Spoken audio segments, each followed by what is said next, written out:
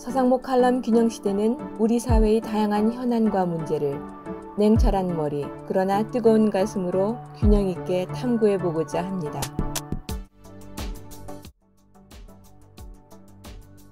이번 코로나 사태가 바이오 기술과 산업에 미치는 영향은 어떻습니까? 이번 코로나19 사태는 바이오 기술의 중요성을 전문가는 물론이고 일반 국민도 잘 알게 되는 계기가 됐다고 생각을 합니다. 그 예상치 못한 코로나 바이러스의 공격을 받은 인류는 백신 개발 등을 통해 또 예기치 못한 질병 퇴치에 필요한 바이오 기술의 필요성을 피부로 느끼게 되었기 때문입니다. 그 게놈 분석 기술의 획기적인 향상을 인해서 바이오19 감염 여부를 확인하는 테스트 키트와 또 코로나 치료제는 물론이고 예방에 필요한 백신도 조기에 개발을 할 수가 있었습니다. 2002년 발생한 사스의 경우 수개월이 걸린 게놈 분석이 이번 코로나19의 경우에는 분석 기간이 수주로 이렇게 단축됐기 때문에 이 모든 것이 가능했다고 생각을 합니다. 그 한국의 경우 그 바이오 기업의 신속한 행동으로 테스트 키트와 또 치료제 개발 분야에서는 선두주자 지위를 확보할 수 있었지만 보다 높은 수준의 그 기술이 요구되는 백신 개발 분야에서는 이 분야에서 오랜 역사를 가진 미국과 영국 등 그 바이오 선진국이 주도를 했습니다. 그러나 다행스러운 것은 한국에서도 코로나19를 계기로 바이오 기업에 대한 정부는 물론이고 일반 국민의 관심이 높아졌고 또 이 분야에 대한 투자 역시 큰 폭으로 확대되고 있다는 사실입니다. 그 결과 그 바이오 기업의 주식 가격은 코로나 발생 초기에는 약간 주춤을 했는데요. 그 후 지속적으로 지금까지 상승을 하고 있습니다. 예를 들어서 그 표에서 보시는 바와 같이 2020년 1월부터 1년간 바이오 기업의 주가는 중국이 106%로 가장 많이 상승을 했고 그 다음에 유럽이 39%, 미국이 37% 이렇게 상승을 했습니다. 이것은 같은 기간 중 대표적 그 500대 기업의 주가 상승률 17%보다 훨씬 높은 수준입니다. 또한 그 바이오 기업에 대한 벤처 캐피탈 투자액은 표에서 보시는 바와 같이 2021년 1월 현재 30억 달러로 전년에 비해서 무려 60%나 이렇게 증가를 했습니다. 그리고 바이오 분야에서의 기업 간 협력 사업의 평균 규모 역시 2021년 1월 5억 달러로 전년에 비해서 66%나 증가를 했습니다. 한마디로 코로나19는 4차 산업혁명이 진전되면서 급신장하고 있는 바이오 산업의 날개를 달아주는 역할을 했다고 생각을 합니다. 네, 그렇군요. 서 박사께서는 보건복지부 장관 시절 바이오 부문 발전을 위해 많은 노력을 하신 걸로 알고 있습니다. 이에 대해서도 말씀을 해주시기 바랍니다. 제가 그 1993년 말 복지부 장관으로 취임을 했습니다. 당시 그 복지부 업무에 대해서 제가 취임하면서 상당히 의아하게 생각한 점은 IT 분야 못지않게 중요한 것이 이제 BT 분야인데 이 대부분이 복지부 소관입니다. 근데 복지부는 국민 건강 보호 차원에서 이제 규제만 생각을 하지 이 분야 발전을 위한 진흥책은 전혀 생각을 하고 있지 않았습니다.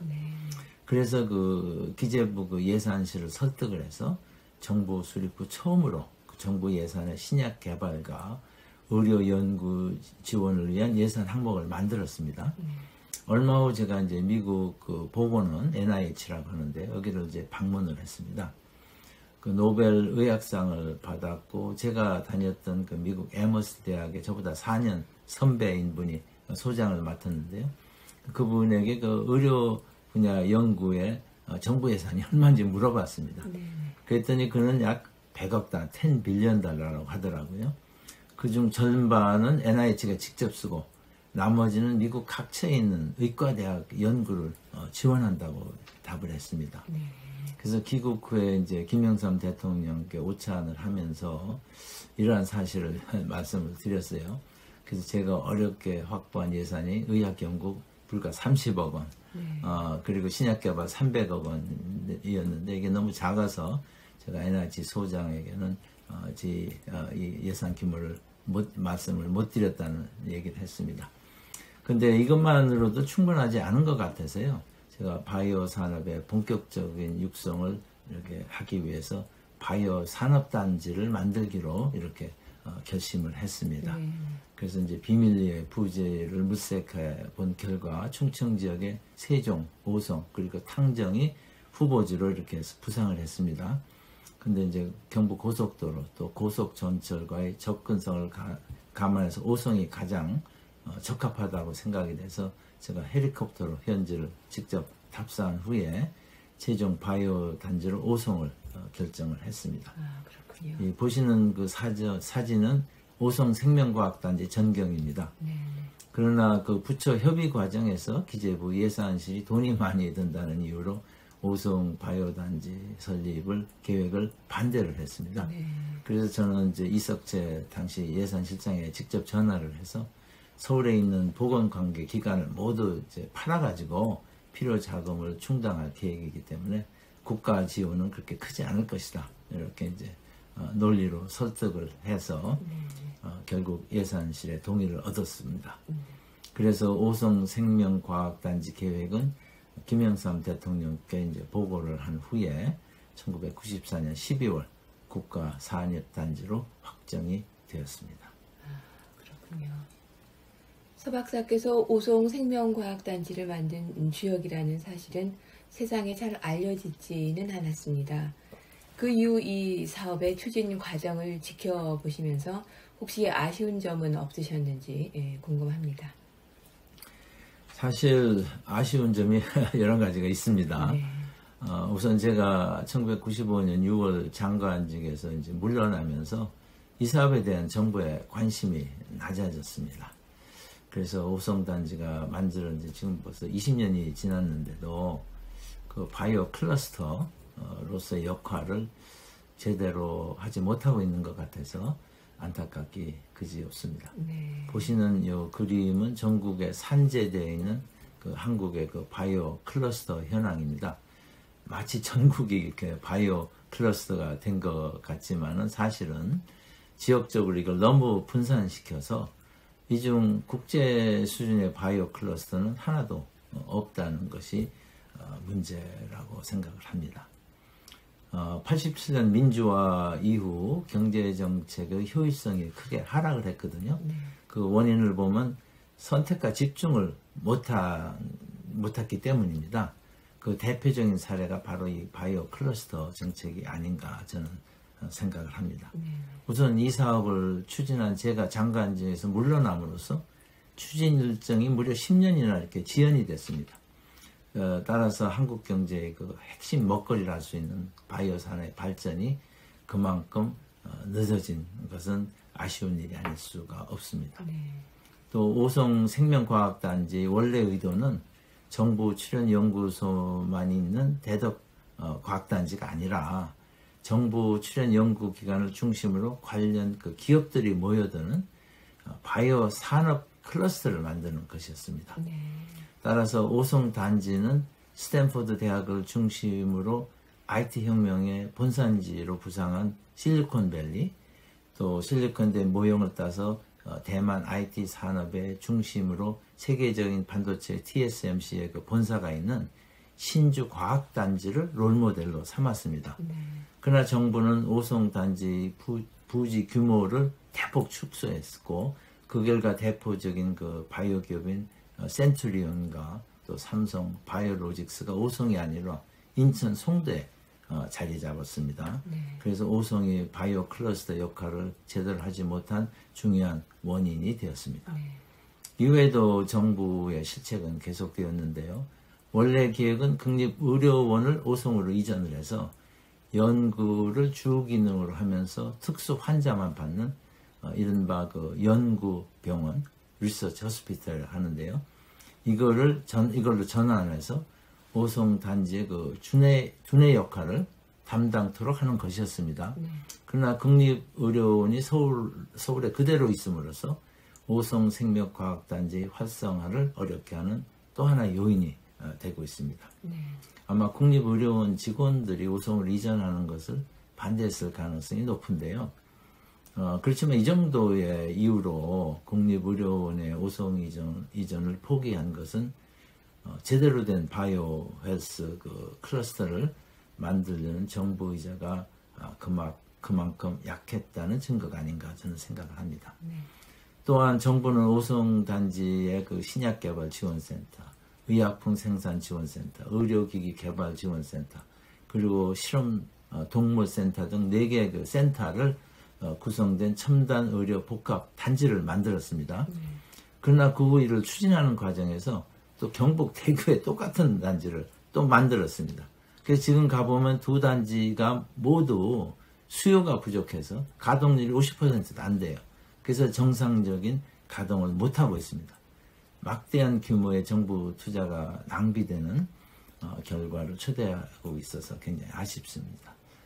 정부가 그 선택과 집중에 이런 정책을 못한 결과가 이렇게 바이오 클러스터가 분산돼서 아무것도 제대로 역할을 못하는 이유가 되고 있습니다. 네. 한국 바이오 기술의 산업 그리고 앞으로의 전망 향후 방향에 대해서도 설명을 해주시기 바랍니다.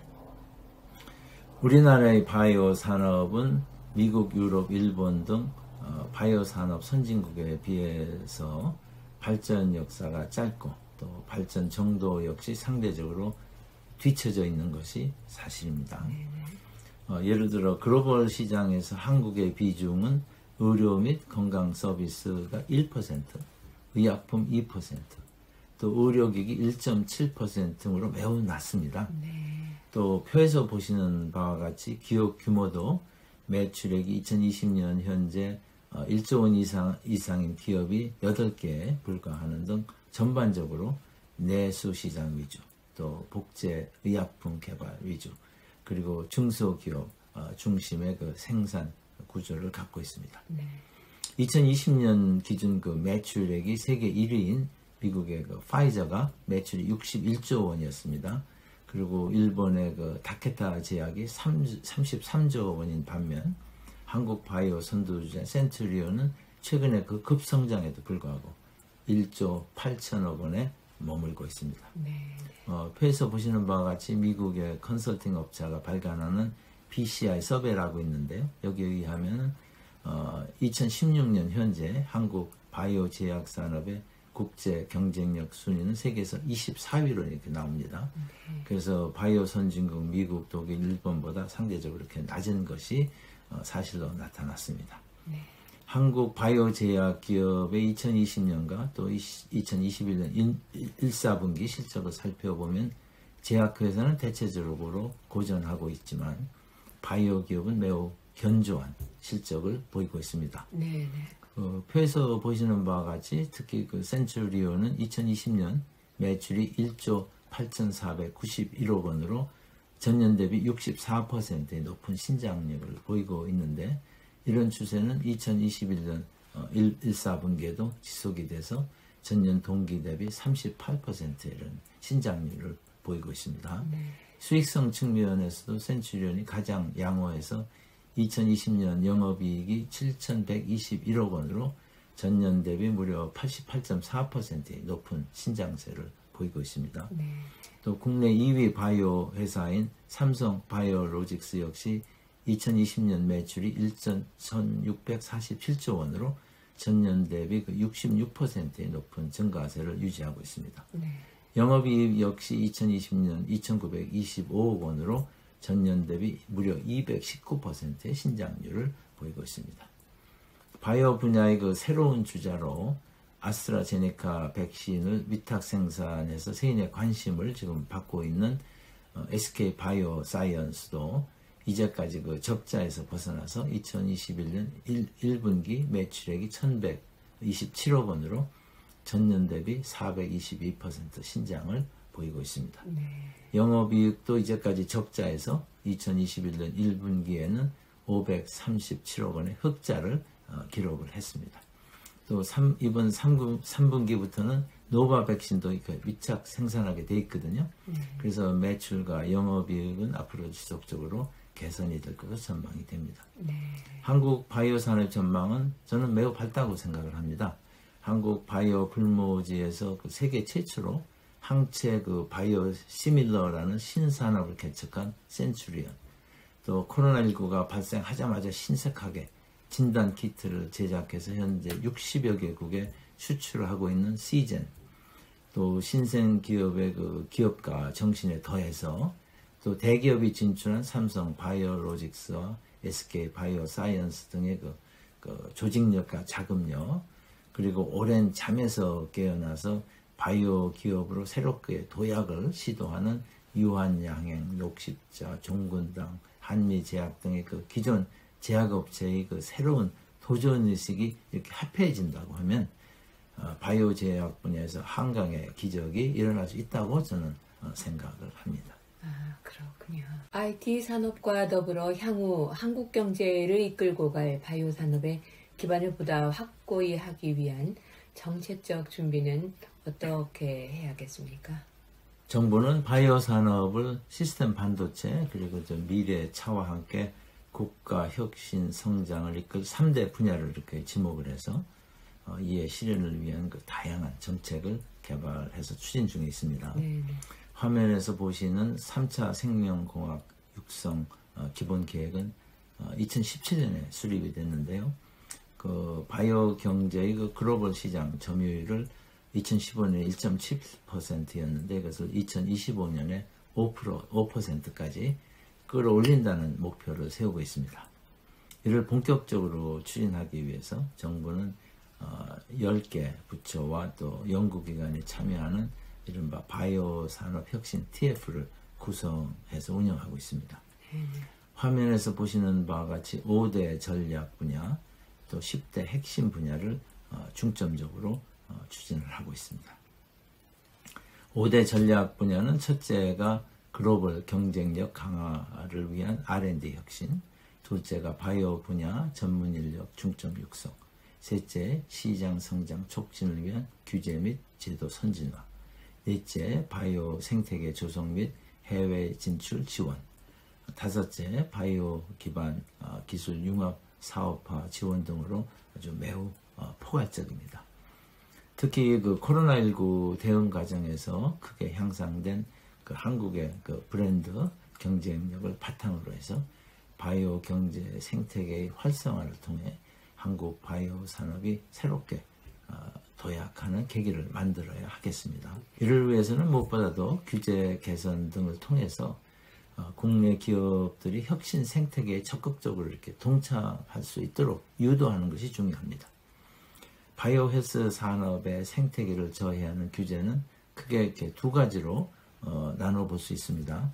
첫째는 의료계의 반대로 인해서 원격 의료를 불가능해 하는 규제가 지금 있거든요. 그래서 이거를 고쳐야 하는 것이고, 둘째는 개인 사생활 보호라는 명목으로 유전자 분석을 포함한 의료 분야의 그 방대한 데이터의 활용이 바이오 선진국에 비해 상대적으로 어렵습니다.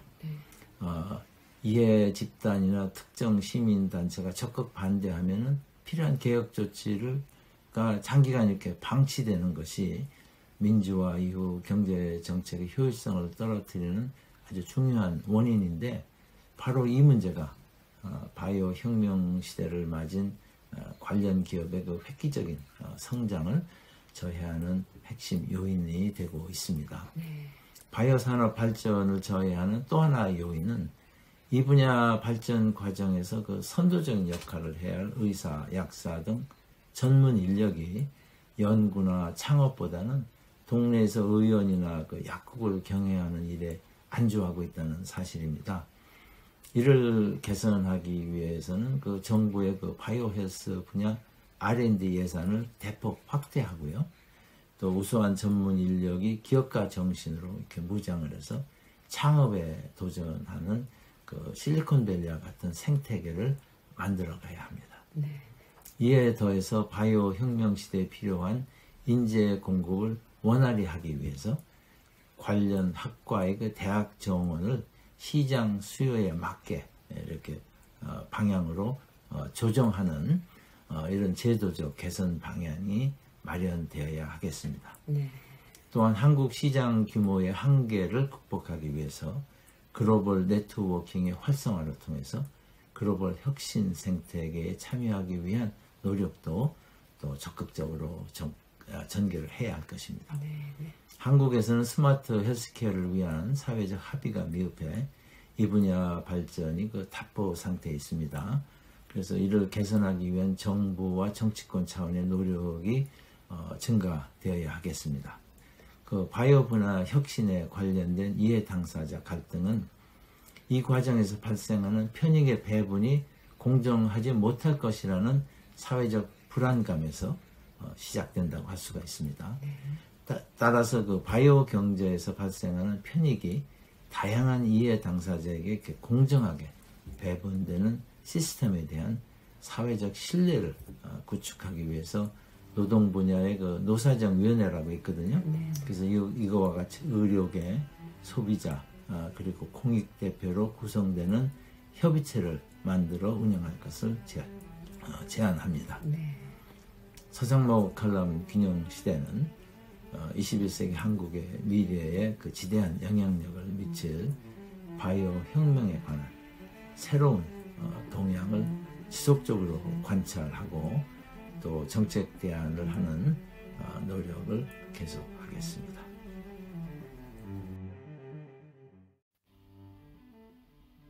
지금까지 디지털 기술로 인한 일자리와 노동 환경의 변화는 단순 반복적인 업무와 저숙련 노동자 대체가 특징이었다. 하지만 코로나19 대응 과정에서 비대면, 비접촉 서비스로 전환하기 위해 도입된 화이트칼라 로봇은 지식 노동자의 일자리에도 본격적으로 영향을 미치기 시작했다. 또한 임시적 조치로 도입된 원격 근무와 재택근무 등 일하는 방식의 원격화는 향후 일상의 근무 형태로 굳어질 가능성이 크다. 결과적으로 일하는 방식의 원격화는 일자리와 노동 구조의 급격한 변화를 초래할 전망이다.